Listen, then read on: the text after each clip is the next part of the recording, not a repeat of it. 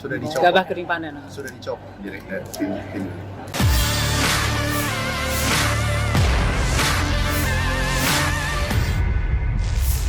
Menteri Pertanian atau Mentan Amran Sulaiman mencopot jabatan Dani Satrio sebagai pimpinan wilayah Badan Urusan Logistik atau Bulog Kantor Wilayah Kalimantan Selatan atau Kalsel. Langkah ini dilakukan Amran setelah mendengar keluhan sejumlah petani di acara panen raya di Desa Maluka Baulin, Kabupaten Tanah Laut Kalsel pada Selasa 18 Maret 2025. Para petani mengungkapkan mereka terpaksa menjual gabah di bawah harga pembelian pemerintah atau HPP kepada tengkulak. Hal itu dikarenakan pemerintah menetapkan HPP 6.500 per kilogramnya.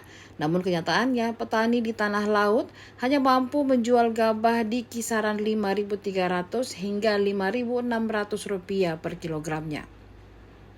Amran mengungkapkan rasa kecewanya terhadap kinerja Bulog Kalsel yang dinilai lamban dalam menyerap gabah petani.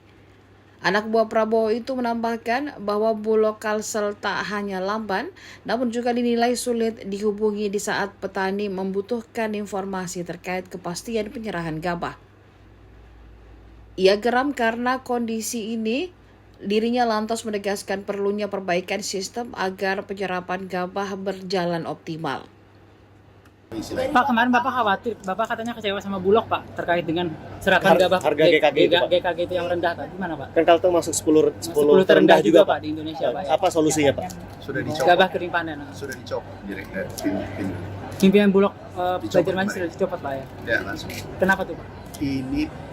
Ini adalah gagasan besar Bapak Presiden memerintahkan kita semua bergerak, tidak boleh berpangku tangan. Download Tribun X sekarang, menghadirkan lokal menjadi Indonesia.